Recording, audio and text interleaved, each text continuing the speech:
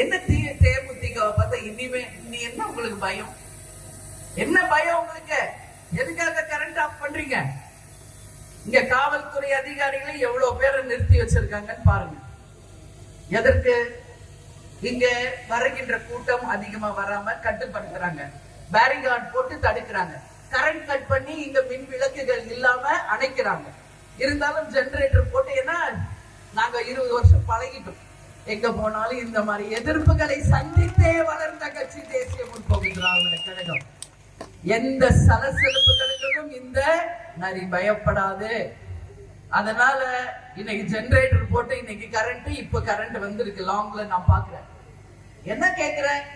ஏன் பயப்படுறீங்க? தேமுதிக பார்த்து வாங்க, தைரியமா தேர்தல் களத்துல நிற்போம்.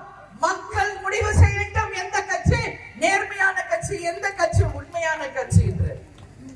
அதனால இன்னைக்கு காவல்துறை அதிகாரிகளை ஏன் தேமுதிகவை தடுக்கிறீங்க? காவல்துறை நீங்க காக்கி சட்டை போடுவதற்கு அடையாளமாக வாழ்ந்தவர் கேப்டன் அவர்கள். அந்த காவல்துறைக்கு ஒரு கம்பீரத்தையும் அடையாளத்தையும் உருவாக்கி கொடுத்தவர் நமது கேப்டன் அவர்கள். எத்தனை காவல் அதிகாரிகள், எத்தனை ராணுவ அதிகாரிகள், எத்தனை ராணுவத்தில் இருக்கிறவங்க என்கிட்ட பேசுறாங்க. கேப்டனை பார்த்த பிறகுதான் இந்த தொழிலுக்கே நாங்க வந்தோம். இந்த காக்கி சட்டையை போடுவதற்கு முன்பு கேப்டனை நாங்க பார்த்துட்டு தான் இந்த ட்ரெஸ் போடுறோம்.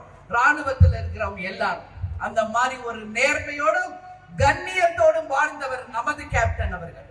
அதனால இந்த கட்சிக்கு நீங்க தடை செய்தால் நிச்சயம் அதுக்கான விளைவுகளை நீங்கள் சந்திப்பீர்கள் என்பதுல எந்த மாற்று கருத்துமே எனக்கு கிடையாது.